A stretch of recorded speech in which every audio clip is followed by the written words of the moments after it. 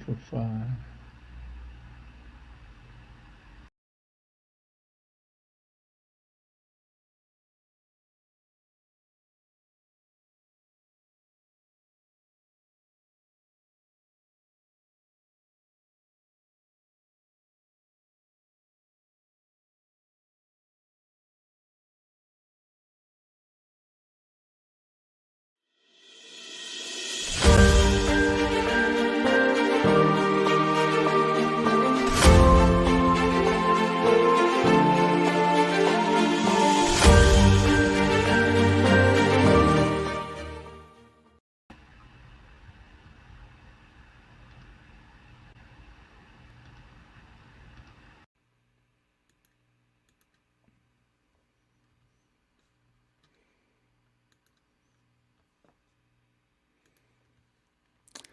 Hello, everybody. Just had to set up my mic. We're still waiting on the guest, Benjamin Schaefer. I'm going to start anyway. Today's show is we're going to talk about the inflation and the Federal Reserve and how they caused it. So I'm going to start with some of the history of the Federal Reserve. But basically, it's a show. The title is on purpose with inflation and the Fed versus the Constitution. As if it's a legal battle, because those two things, the team of inflation and the Fed, are opposite the Constitution. So, as far as money goes, everybody has different versions of money, but money basically it's got to be a store of value. It's something that is a limited resource that can be exchanged between people for goods and services.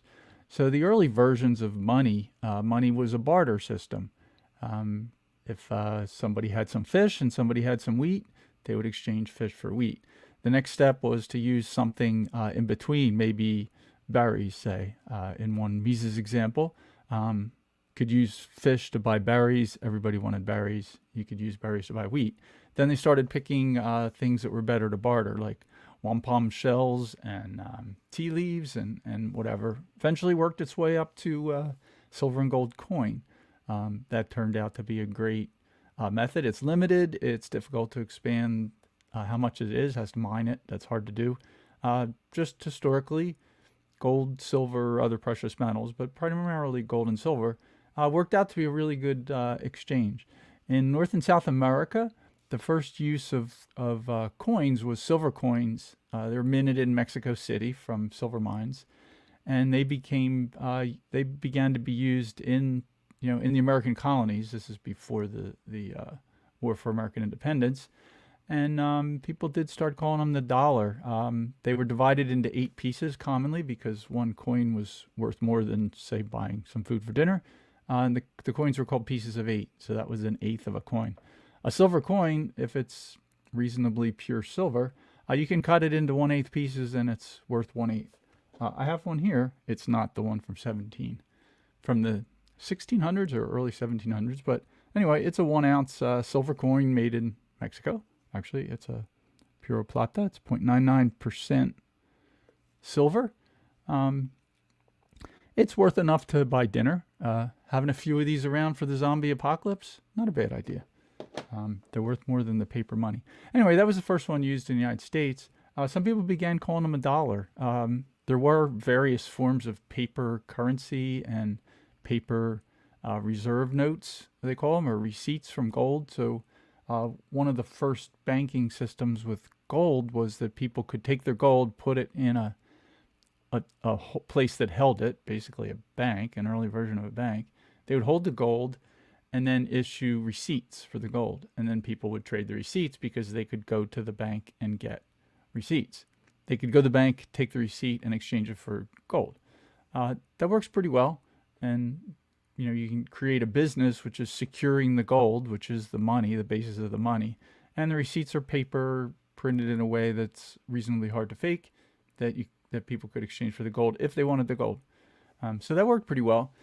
The problem happened is that don't know when it actually started, but in the 1700s, 1700s, there were banks, quote unquote banks, that started printing more receipts than gold they had. Now that does work as long as everybody doesn't come and get their deposits. So if, for example, you have a certain amount of gold, say $100 worth of gold in the bank, and everybody has $100 worth of gold, originally the banker might print $100, a receipt for $100, and it could be divided up, say a bunch of receipts for 50 cents for all the gold that you had. But then they decide to only have 50% reserves. And so they print twice as many receipts for the gold that they have. Banks were doing this, and they went into circulation. What happens with that is that there's twice as much paper circulating, if you want to call it money, twice as much paper is circulating for the amount of gold that's actually in the bank. And it's a scam, but you can get away with it if a disaster doesn't happen and everybody wants their gold. And so banks were getting away with it, and they started lowering the numbers. But, originally that was the kind of range they thought they could get away with, like a 2 to 1. The name for that today is called fractional reserve banking. That's actually the main purpose of one of the main purposes of the Federal Reserve, is to quote unquote legalize that unethical fraud. We'll call it that. But anyway, that's how fractional reserve banking got started. Anyway, when the American War for Independence started, 1775 or so, 76 is when the 13 colonies declared independence, formed independent states, began the Union. They started printing fiat paper money called the Continental. Thomas Jefferson was adamantly against that, but Alexander Hamilton was for it. He's the big government central bank guy. So that was an argument going on at the time, but that's how they funded a lot of the War for American Independence, was with basically fake paper money, fiat money, which was in the end a disaster, although it did help get them through the war because of how that works. The military suppliers, they get the first cut. The central banks the banks that distribute it, they get the first cut at the money when it's actually worth something.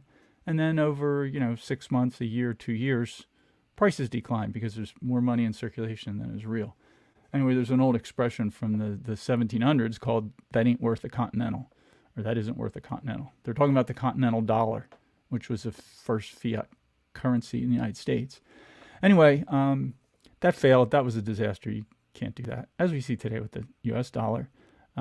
So they started using the coins. Thomas Jefferson was a big proponent of that. They were using the Mexico City printed silver coin. When they made the Constitution, they had a provision in there that only gold and silver coin may be used by a state for money. That's in the 1787 Constitution that was ratified by the 13 states. So that was where that started. Then Hamilton set up the first Bank of the United States as the first central bank associated with the government of the United States. That failed. That was a miserable failure. That was ended. Jefferson helped ended that along with some others. They went back to using gold and silver coin. In 1816, there was a second bank was created. That also failed. That lasted about 20 years, and it was also a fiscal disaster. Same thing with paper money. They were printing paper money. They were doing fractional reserve banking. Same kind of problems we see today. That failed. It caused bad inflation problems. It caused boom and bust cycles, the whole bit. Same stuff we see today. That's what the second bank caused. So in 1834, they fixed that by going back on the gold standard. The United States went on the gold standard for the first time for real, as far as the dollar goes, in 1834. And that fixed the problem. It resulted in an economic boom. People started investing. You could track what money was worth. It was a good thing. People then recognized it was a good thing. That ended in 1862. Guess what was going on? That's the war that Lincoln started. The War for Southern Independence, or some people call it the War of Northern Aggression. I prefer the War of Southern Independence for the name of that. I'll talk about it later, but it wasn't a civil war. That's from the winners writing the history books. Anyway, that was 1862. United States central government, the general government, went off the gold standard so they could print money to fund the war. That's the normal reason to want to start doing this. They printed something with green ink that was dollars, but not redeemable in gold. So there's gold circulating, there's dollars circulating, which were redeemable in gold, and there's what they eventually called greenbacks circulating. That was the Lincoln thing in Congress at the time of Lincoln. This central fiat currency, which was not redeemable in gold. And again, what happened is it did help get through the war. Military contractors supplying guns to the northern armies. They got a lot of money. The banks did well. The government did great. It expands their power. And in the end, it's an inflationary disaster, and people wouldn't use greenbacks anymore. So eventually that failed. And so in 1979, because of the failures, they went back on the gold standard. The United States went back on the gold standard. That caused a huge economic boom, perhaps one of the biggest in American history. And all it was returning to sound money. That's what happened. They returned the dollars back to sound money, and based on gold, backed by gold. So that was 1879. The next several decades were great economically. That was when the whole machine revolution was going on. Good times in America then. Then what happened is you get these J.P. Morgan, Nelson Rockefeller, these guys, they start thinking about how to go back onto a central bank. And the reason is they want to make a ton of money and be able to inflate the currency. So they held a secret meeting in Jekyll Island, a bunch of bankers at the time. This is right around the turn of the century. And they started planning on a new central bank. And that eventually became the Federal Reserve. Now, right from the beginning, this was a secret organization. The Jekyll Island meeting was actually a duck hunting trip, quote unquote. It was a week-long vacation for duck hunting in Georgia, on a barrier island in Georgia, Jekyll Island, which is now a beautiful resort. And it was held in one of the Morgan resorts. And it actually was a secret meeting by these bankers and a couple people from D.C., and they created what eventually became the Federal Reserve. In 1813, the Federal Reserve was established as the third central bank of the United States, with the power to print fiat money. Once again, same problem. The people who make out with this deal are three: the government, the banks, the central banks that get the new printed cash first, and everybody that's closely associated with the government. Like right now, it's defense contractors, huge beneficiaries of this scam, this fraud. I'll talk a little bit more about that, but that's when the Federal Reserve started. The value of the dollar since the Federal Reserve started has dropped to a few percent of what it was in 1913, like almost all its value. And it's a logarithmic curve that's tailing off to zero. It's essentially becoming zero. Eventually it will be zero. I'm just glancing at chat here. Hope everybody can hear me good. And get some howdies. Howdy Figwort and Commie Zombie. I hope the Commie Zombies is ready for the Commie Zombie apocalypse. There's a few other people here. Judson, thanks for joining. So anyway, that's kind of the history of up until 1913. And no surprise, it was Woodrow Wilson. I'm still debating on my choice for second and third worst president in U.S. history. I think right now I'm ready to switch from FDR to Woodrow Wilson. I think FDR is going to get the third spot. He did a horrible recovery from what happened when the Federal Reserve was created. So just a brief history there. Then I'm going to start talking about, inflation and what all that is. After the Federal Reserve was created, the first thing they did is they were still on the gold standard, although they lowered the fractional percentage that they would have to. They started inventing this fractional banking thing. That was one of the purposes of the Federal Reserve right from the beginning. So that's what they were doing. They started printing money with some portion backed by gold. One of the early numbers they would use, 40% had to be backed by gold. Anyway, they come up with this reserve banking scheme that caused some boom and bust cycles starting in 1913. The war was a problem. Then World War I happened. That caused a money problem because they started printing. They kind of recovered from that. The Roaring '20s was what came next economically. That was a fake boom, basically, as far as the money goes. It's just promissory notes going out, a decade or more. And the 20s was the roaring 20s. The elites had a great time in the 20s, but it was just a setup for disaster. And it ended in 29 when there was a rush on banks. The problem was that the banks were then allowed to loan out money based on fractional reserves. It wasn't real.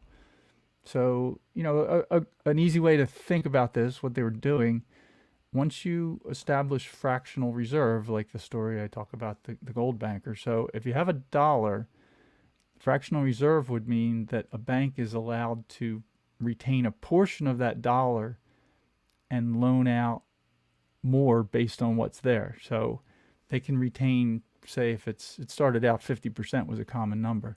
And then the Federal Reserve pretty quickly got down to 10%. There's something like 3 or under now. So a bank has to maintain, say, I'm going to use it because it's easy to calculate in my head. A bank is required by the Federal Reserve to maintain 10% reserves. So that's reserves on hand for depositors. So if a depositor puts $100 in, the bank has to maintain $10 of that, but it does it for all of the depositors. So if a guy wants his $100, he can go to the bank and there's $100 there. But he's actually only getting $10 of his own money because the rest of it isn't there anymore. It's been loaned out. So the way fractional reserve banking works is the Federal Reserve has $100, and maybe it's backed in gold. It doesn't actually change either way. Say it is backed in gold, and it was back then. It was in 1930. It was in the 1920s. They declare 10% the reserve bank and the reserve amount. So the Federal Reserve has $100 worth of gold, backed by gold, say. And they can take that $100 because they require themselves to only maintain 10% reserve. Then they can create another 900. So they have 10% of it, which is 100. They create another 900. They lend that 900 out to the commercial banks, the Federal Reserve, the main banks. They lend that out to commercial banks. Now the commercial banks get this 900, which is paperwork. Now it's numbers on a computer. They get the 900. Now they have to hold 10% in reserve. So they hold the 900 that they got from the Federal Reserve, which is paper, and then they lend out 9,000. So they have 900 in reserves, and they lend out 9,000. And then the disaster really happened in the 60s or 70s when the Federal Reserve started allowing interest rate payments on that. So you can make interest on the 900, which is fake 10%. It's fake 90% based on the 10%, which is also fake based on the actual $100 in gold. I know this sounds silly, but this is actually what they do. I'm using numbers that are easy to calculate in the head, but it's really based on $100. So it gets up to $10,000. So in 2 steps, they can hand out $10,000. That's how that system works. If you tried that, they would throw you in jail. This is far worse than what Bernie Madoff did. It's worse even than the Social Security scam. So anyway, that's what they're doing. That's the purpose of the Federal Reserve. So my next topic I wanted to cover is what is inflation. So I actually have a definition of that I'm going to show. Find this screen here. All right, looks like the screen share is working. I'm solo here. So this is from Mises Daily. If you want to learn about the Federal Reserve and the banking and dollars, Mises Institute's a great place to go. So this is an article called Defining Inflation. Inflation, I'm just going to quote from this. Inflation is not a general rise in prices. It's an increase in the supply of money, which in turn sets in motion a general increase in the price of goods and services. So inflation is, we often hear, you go to the grocery store and, it costs $250 to fill up a cart now. That's inflation. No, that's a side effect. That's a bad side effect of inflation. Inflation is an increase in the money supply, which is caused by the Federal Reserve. So the reason your groceries are more expensive, a large portion of that right now than, say, a year ago, is because the Federal Reserve was printing money. They lowered the fractional reserve percentage and a couple other tricks they have up their sleeve. They've got about 4 where they can expand the money supply, and they can create money out of nothing. So when you have more dollars chasing the same goods and services, the number of dollars for a particular good goes up. Hence, eggs cost more. But inflation is not the consumer price index. It's not why eggs are more in the grocery store right now. It's an increase in the money supply. There's also a second problem that is happening. I don't know the rate, which is more, which is less, but there's some logistics in the delivery infrastructure right now, caused mainly by the government from COVID. So that's part of the change now, but I suspect a far larger part of it is caused by printing money, which is done by every president since the 1971 when Nixon completely removed the gold standard. Guess I didn't mention that, but they went through the Bretton Woods Agreement. They fixed the value of gold at $35 an ounce, and they only allowed foreigners to redeem for gold. That was in the 1930s or so. Don't hold me to the date. When they made gold illegal. They confiscated all the gold from U.S. citizens. Dollars were supposedly still based on gold, fixed at $35 an ounce, but American citizens couldn't redeem their dollars for gold. Only foreigners could, and governments.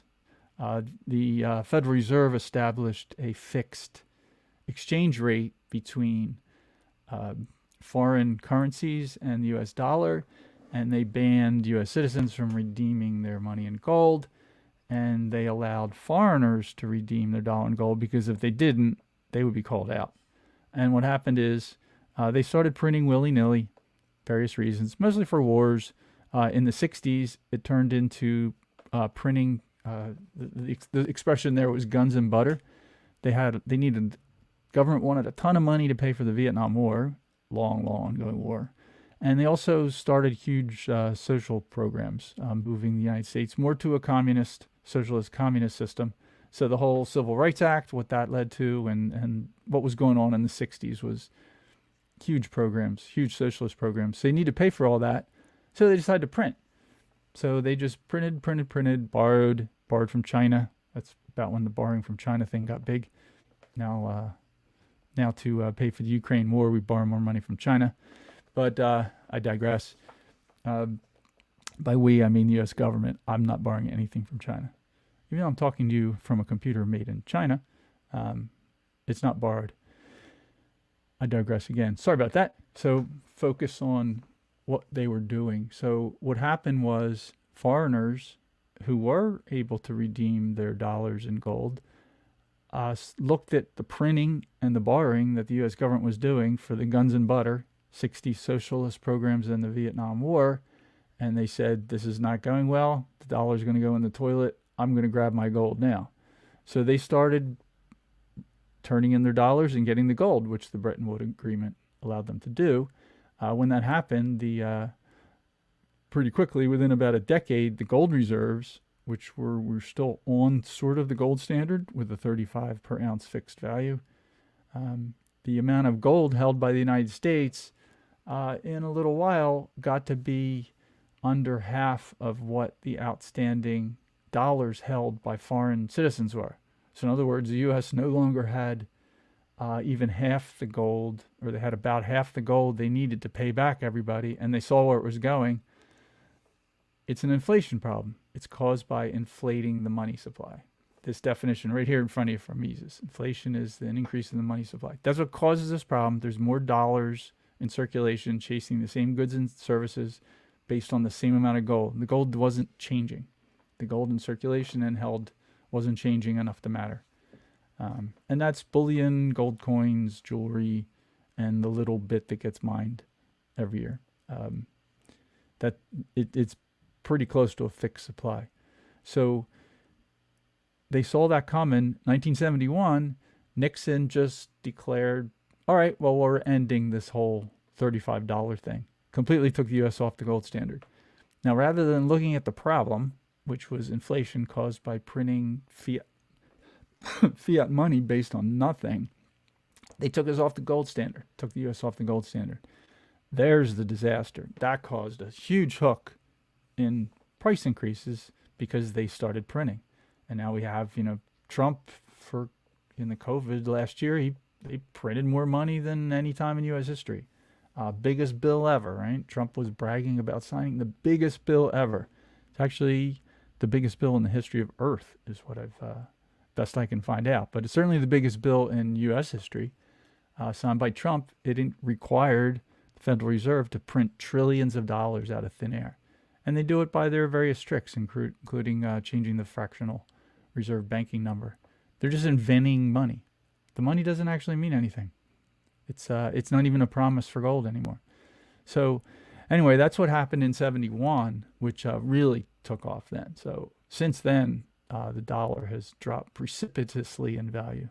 So what you're seeing when you get your car fixed, when you pump your gas, when you go to the grocery store, what you're seeing is extra dollars put into circulation, meaning that the number of dollars it cost you for a thing is a lot higher than it was not all that long ago. And by not all that long ago, I include my lifetime. I mean, in 65 or so, the minimum wage was $1.25. $1.25 in silver coins in 1965, which was worth $1.25 then. This was before when we were at the $35 an ounce. $1.25 right now in silver coin is worth something around $21, $23. I don't know exactly, but that same amount of real money, sound money, is in the $20 range. So minimum wage of 1965 translated to today in sound money would be like $21. So, we don't need minimum wage increase. We need sound money. If you want to fix, for people who believe in minimum wage, which I don't believe in slavery, so I don't believe in minimum wage. It's the same position rationally. I believe in free association, so I don't believe in minimum wage. But for those that do believe in minimum wage, we don't need a minimum wage change. We need a sound money change. Minimum wage would just between 65 and now, minimum wage would be $21 or so. Anyway, in dollars today. So anyway, that's the definition of inflation. The consumer price increase rate from in 2022, the definition was changed. What they said, what the government said, it's right here, that'll better reflect true inflation. And the new version is subject to revisions. Now, as you probably recognize if you're actually paying attention how much things cost, the inflation number that the federal government pulls out today is bogus. There's various ways to measure the consumer price index, and they call it inflation, even though they know, those guys know that's not what inflation is. The CPI, Consumer Price Index, is a fake number designed to kind of lure Americans into thinking it's nowhere near as bad as it really is. So they talk about numbers like 8% now. Like, no, that's ridiculous. Take a trip or go to the grocery store. You'll know it's not 8%. I don't know what it is. 20s? It's a disaster. Wherever it is, it's a disaster. So that's a definition of inflation.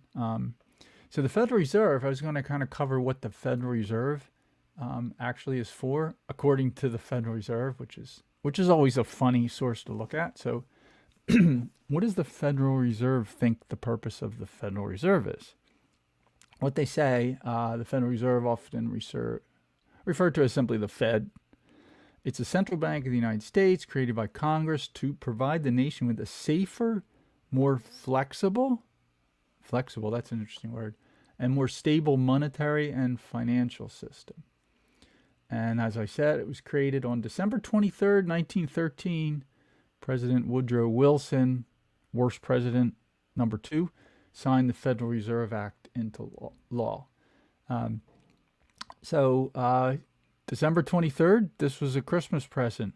This is a Christmas present for the central banks, the big central banks that are closely connected with the government, the Federal Reserve.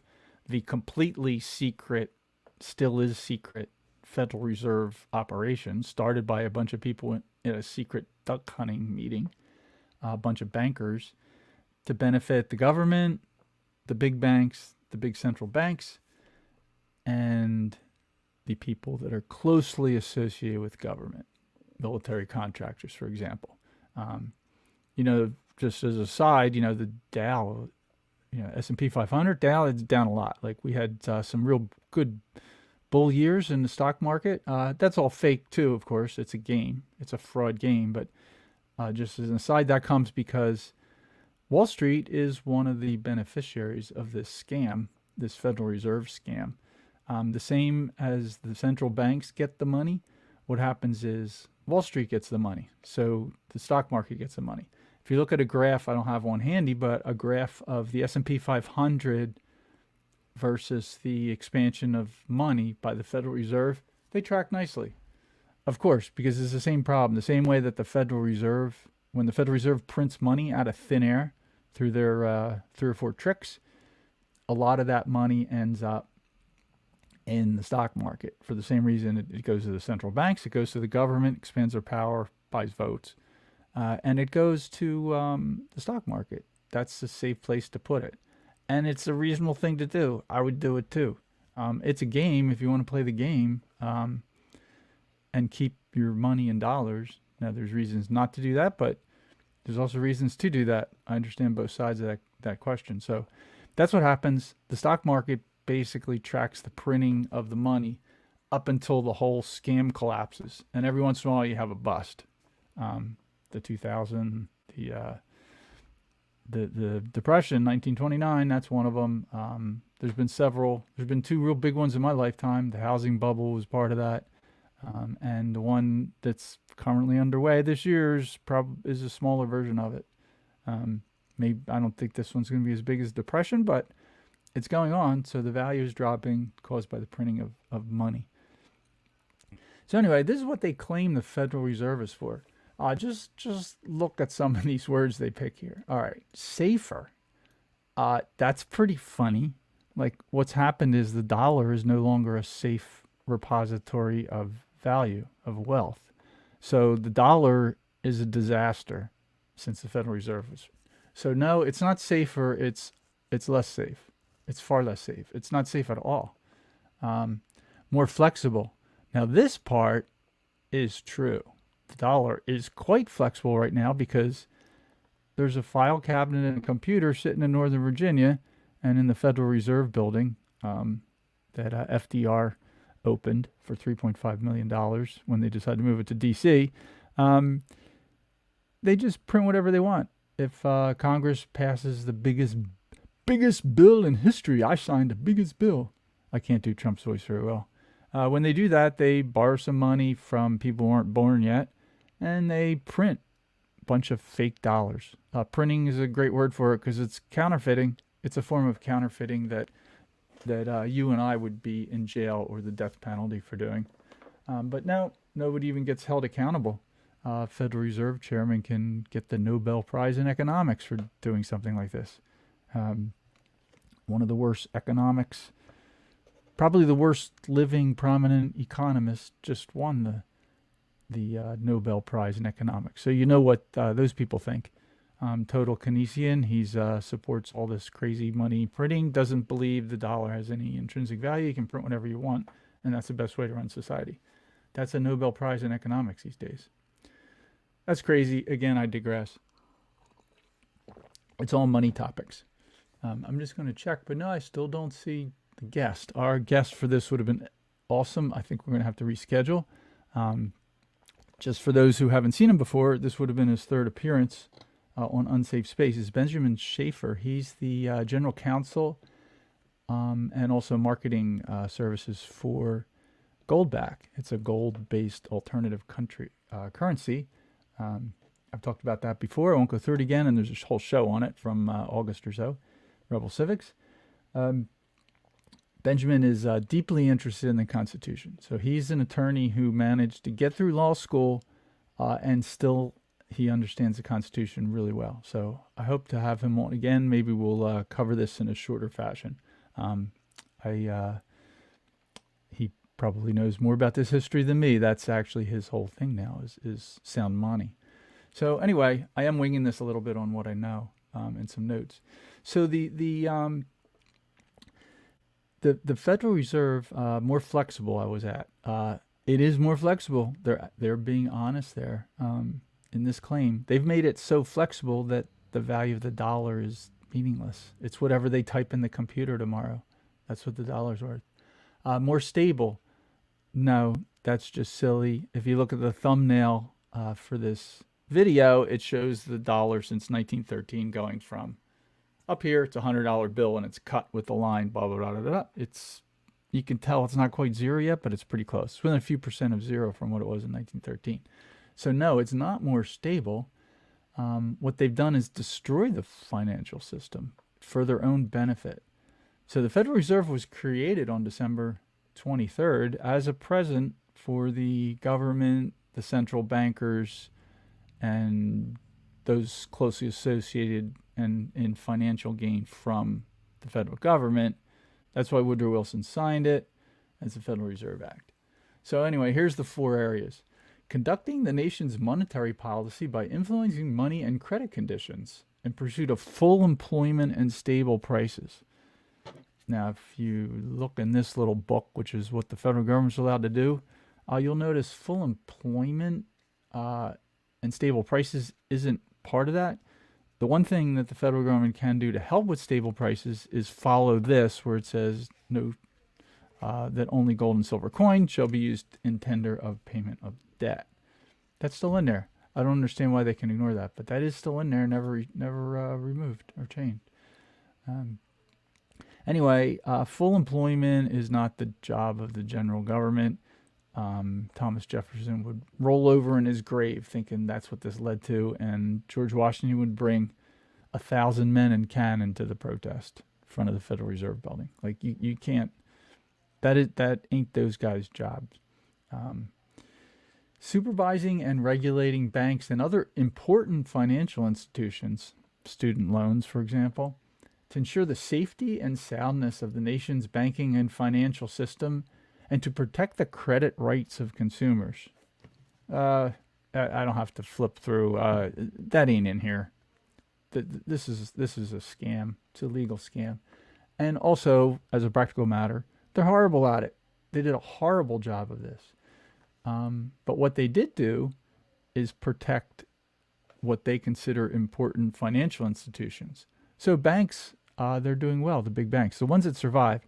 The 99% of the banks that didn't survive all this consolidation and following these rules, they're all out. They're not the ones that have advantage. But the big banks, the few big banks that are remaining and are buying up all of the smaller banks and absorbing them, they're following the scheme. I'm not saying I even blame them. They're faced with a business environment that includes the Federal Reserve and the IRS and other 3-letter agencies, another dozen or so that will come down on them if they don't follow the DC rules. They're operating in this criminal cartel environment as best they can.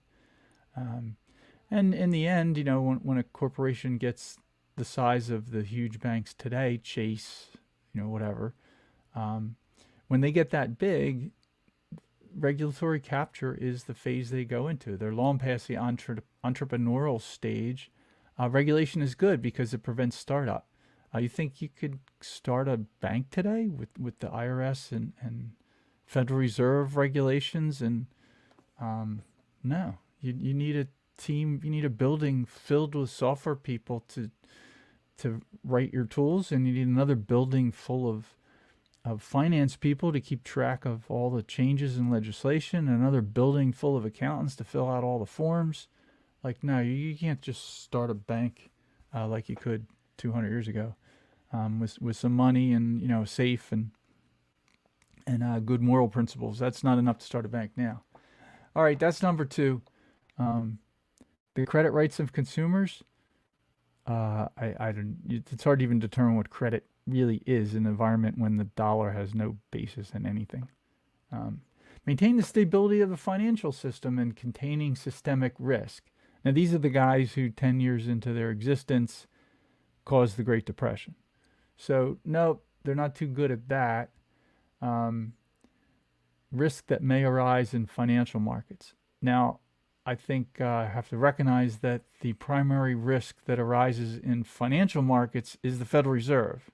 So the best thing the Federal Reserve could do to contain systemic risk is to completely disband and let sound money take over. All right, number 4, providing certain financial services to the U.S. government. Print whatever dollars Congress wants.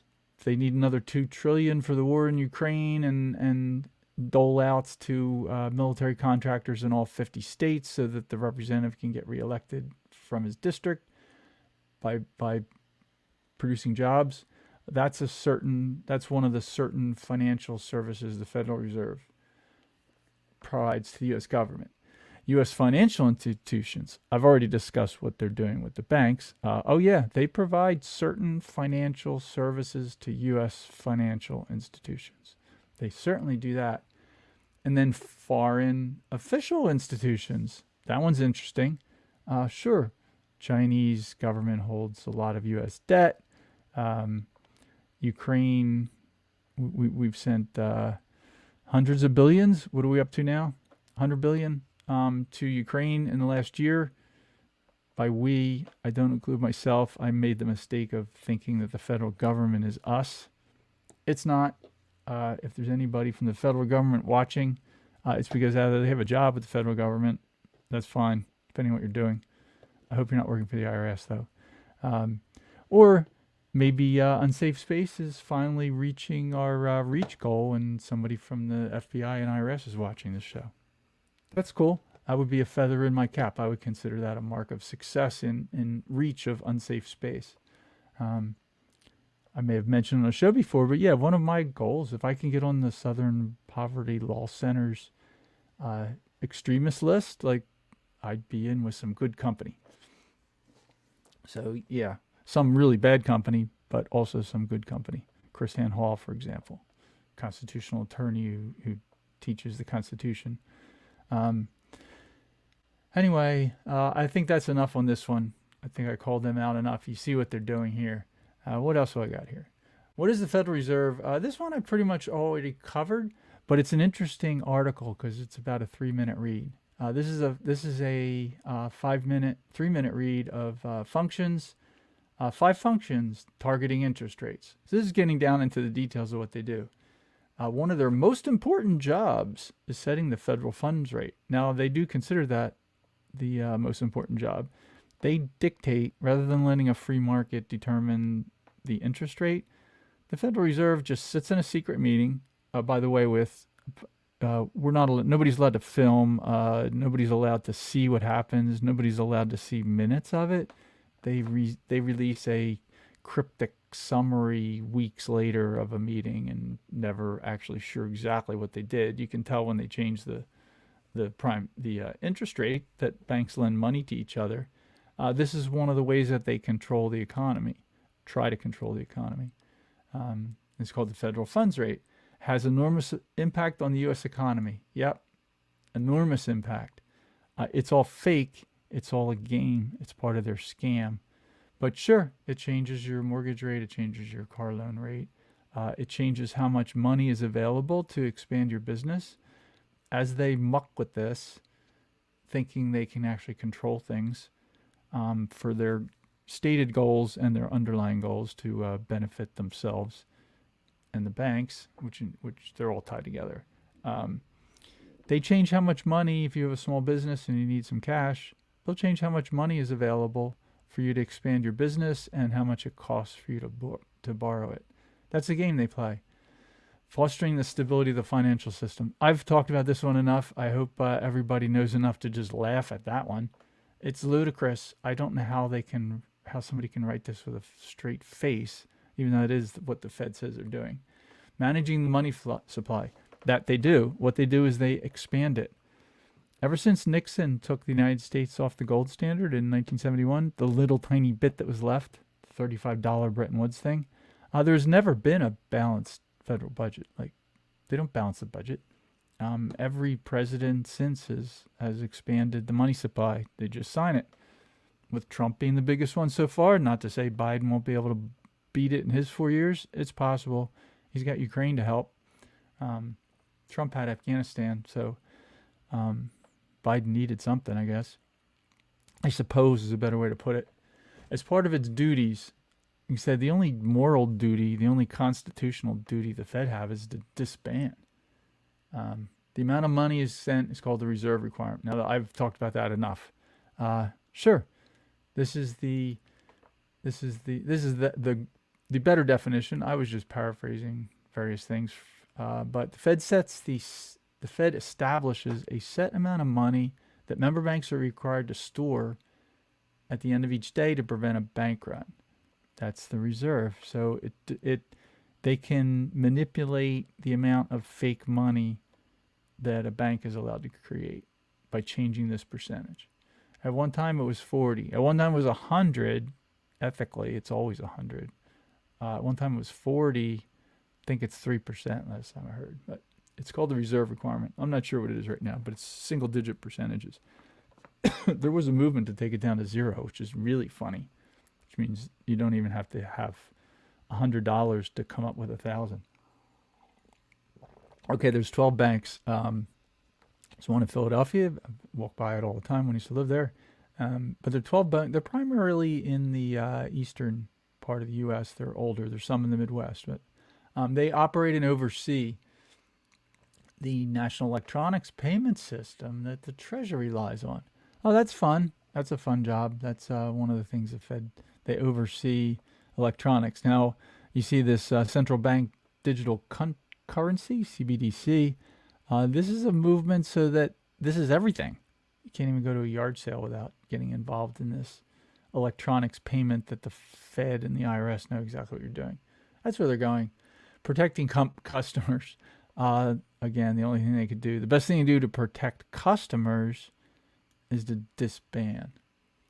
All right. I'll just glance through this. But anyway, all these links will be at unsafespace.com if you want to read on this further. The board of directors, this is a secret thing. 14-year terms. That's a fun one. You get on here. President appoints you. The U.S. Senate confirms.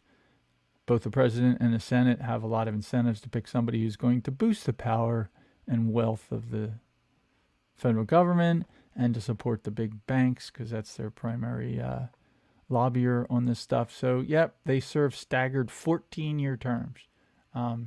That's a better guarantee than a Supreme Court justice. Then there's 12 regional banks. The one of the interesting ones, the New York one is like the president of the New York Central Bank is one of the ones on the committee. They got a key role because the president of the New York Bank was one of the ones in the Jekyll Island meeting, supposedly hunting ducks when they came up with this whole scam. Then they have the Open Market Committee. These are the guys that meet. Here it is. The Federal Reserve Bank of New York president is a fixed person on this board. That's interesting. I guess that's still payback from the original Jekyll Island meeting. But anyway, this is left over from the J.P. Morgan Rockefeller influence. Then there's the 7 board of governors and then 4 elected members. They oversee the open market. This is develop the nation's monetary policy. You could read the Communist Manifesto and see words like this. The founding documents of communist, the Tsar Russia of Stalin and Lenin. Like, of course they oversee the market. That's their purpose. They adjust interest rates to promote stable prices. Now, they do adjust interest rates, but they have no clue what they're doing. You can look at the effects of what they're doing, adjusting interest rates, and they obviously have no clue. Like, they're not able to do what they say.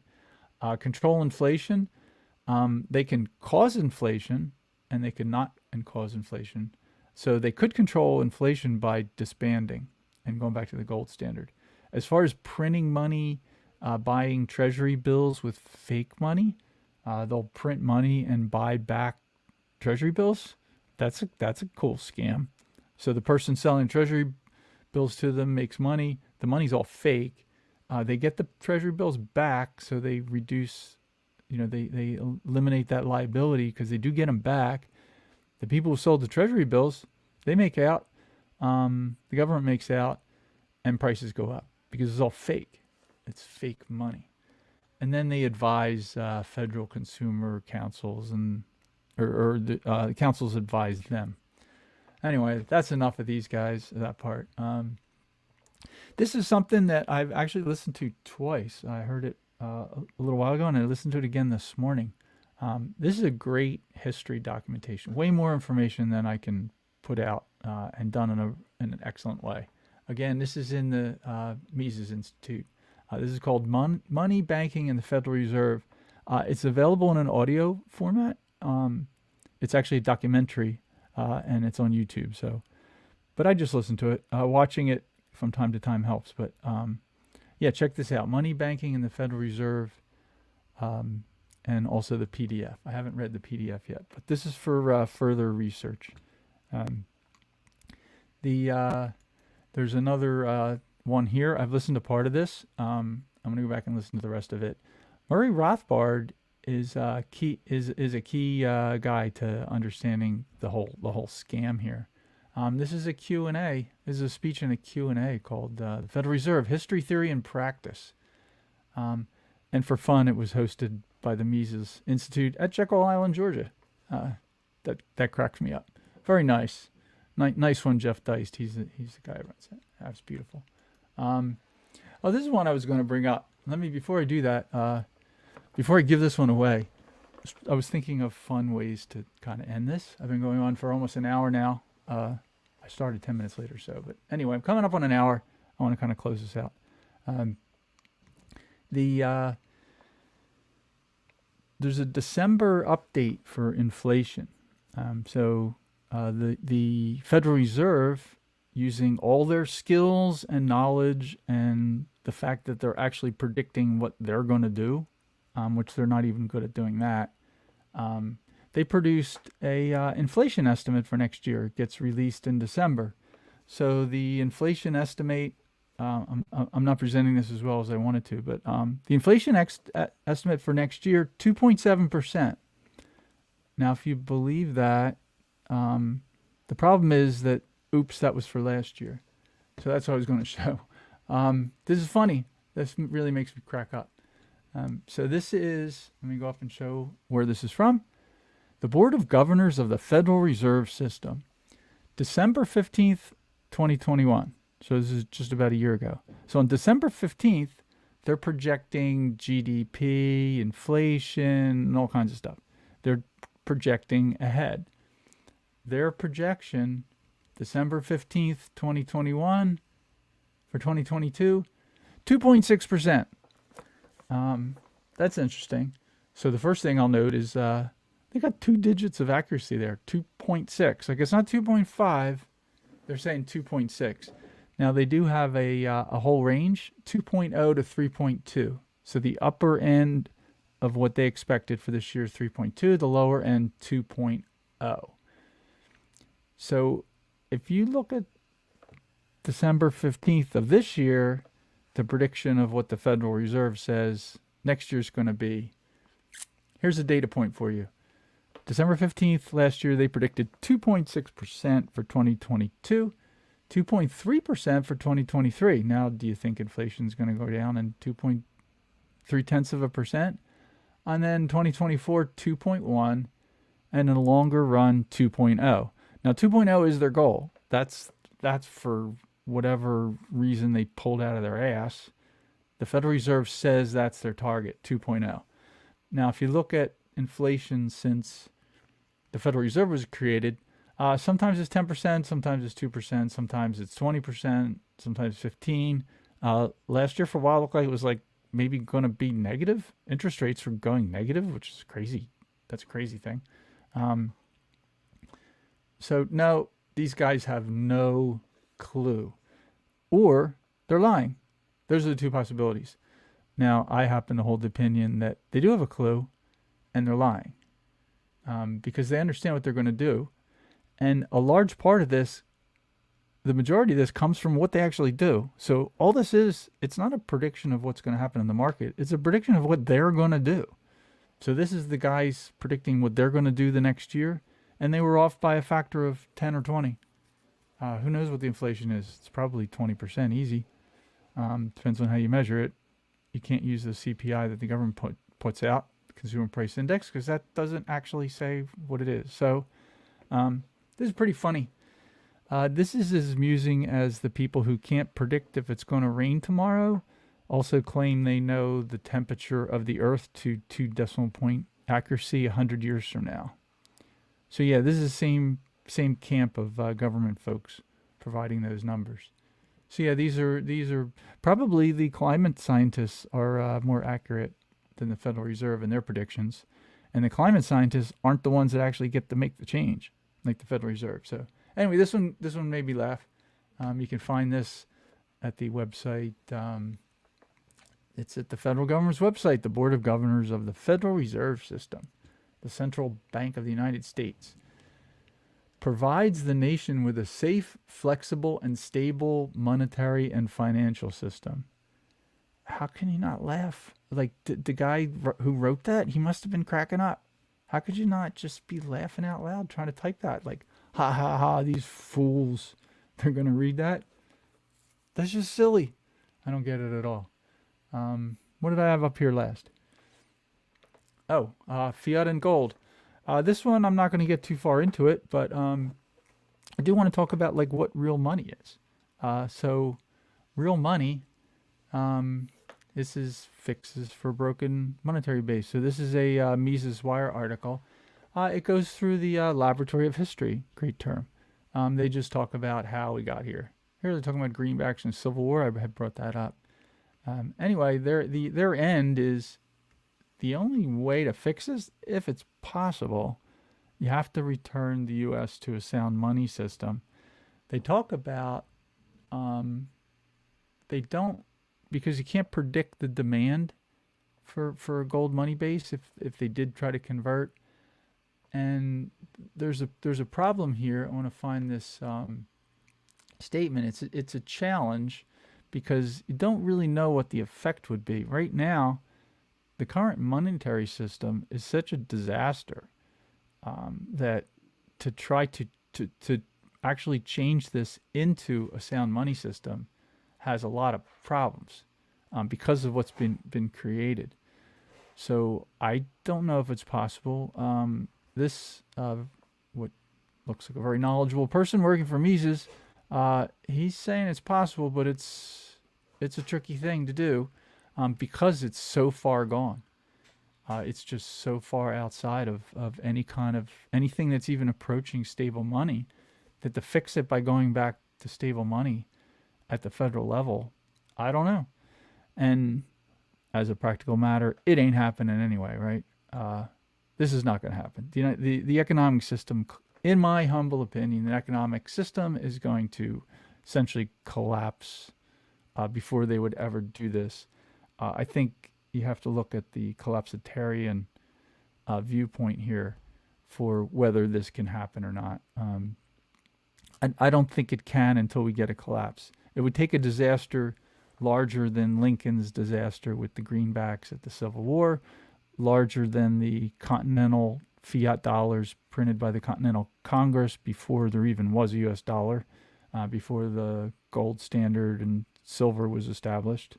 And again, that's back when Thomas Jefferson took a look around. I think he was I'm not certain. He was probably in the Virginia House of Burgesses then. It was before '76. They took a look around. He took a look around. He was adamantly against fiat paper money as an economic disaster that they had seen happen over and over, Europe and in parts of the U.S. with all these private banks. He saw the silver coin minted in Mexico City as the best thing to use for the dollar, and that's what he wanted to do. And they did use that for a while. Anyway, this journey to sound money, I don't know if it's possible with the general government, with Washington, D.C. at the time.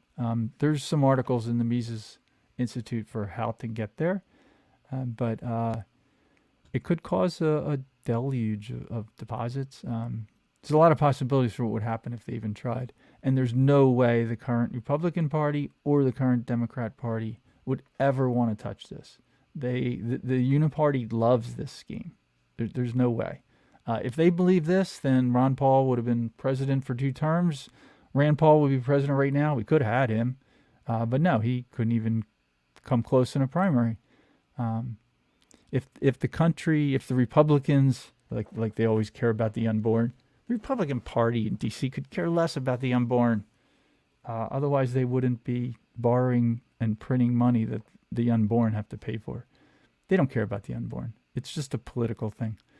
Even though there are people who actually do care, the Republican Party is not the answer. And everybody knows the Democrat Party is not the answer.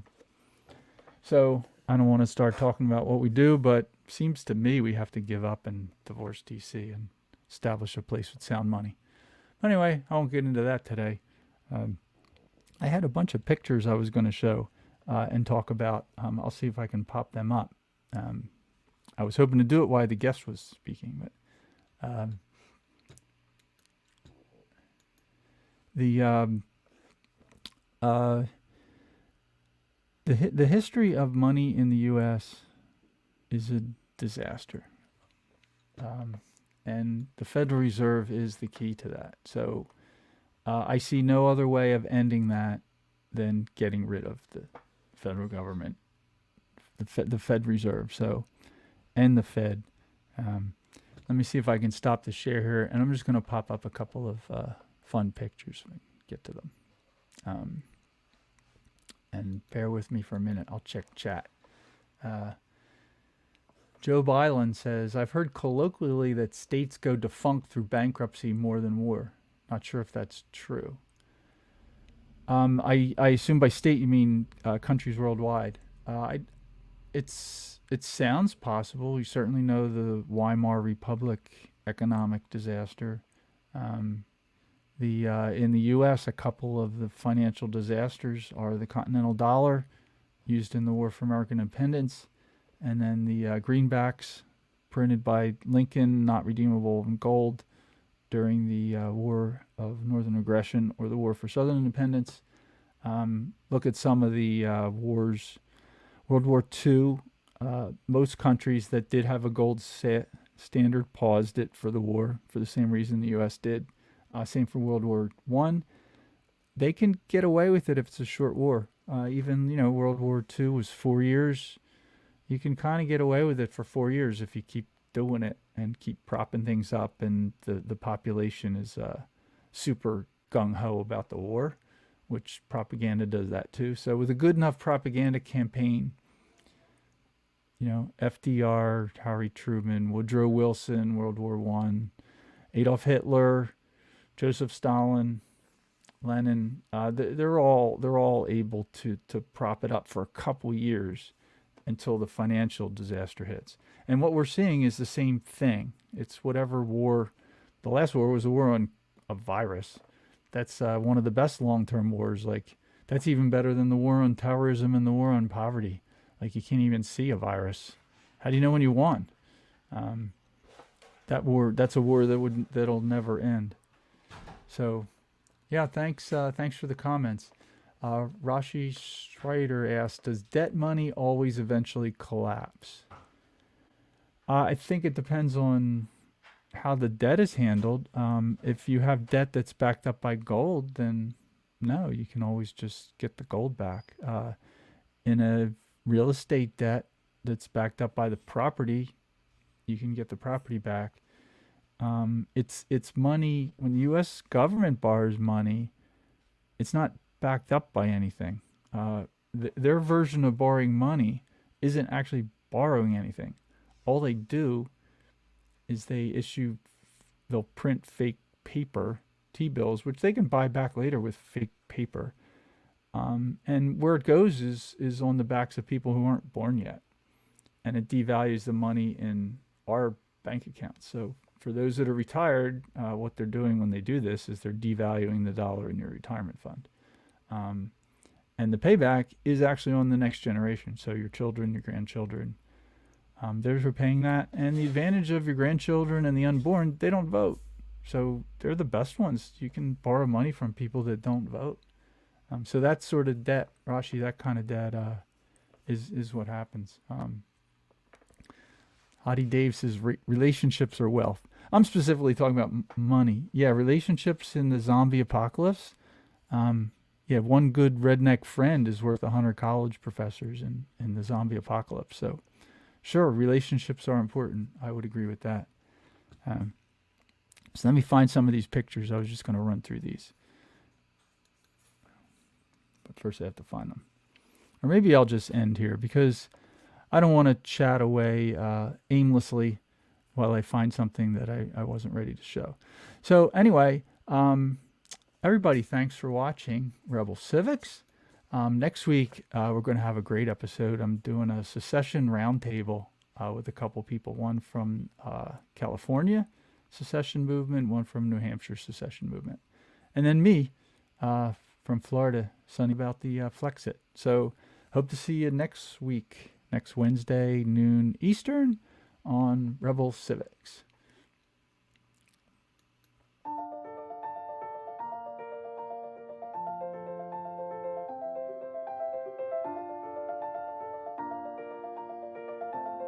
Thanks for sticking around until the end. If you're new to Unsafe Space, check out our deep content library that includes discussions with everyone from James Lindsay to Brett Weinstein. And please consider helping to fund our work by visiting unsafespace.com/donate. You can find us on a variety of social media platforms, and you can find a community of like-minded individuals on our Unsafe Space Discord server, which is open to financial supporters at any level. We hope to see you there. Warning. This is an unsafe space. Dangerous ideas have been detected. It would be better for your health if you forgot what you just heard. That should be easy for someone of your intelligence. The following co-conspirators are hereby ordered to watch CNN. Experts agree that 87,000 new tax collectors will make inflation feel like less of a problem. I think we can agree that the FBI's track record speaks for itself. If you think about it, only government-sanctioned experts should be allowed to express opinions. But don't. Think about it, I mean. That's not your job. Thinking has been scientifically proven to be less efficient than compliance. Science, scientific, and scientifically are registered trademarks of the World Economic Forum. Unauthorized use is prohibited. Computer voice courtesy. Never mind, that last line is fake news. Please disregard it and return to your safe space immediately. There will be cake.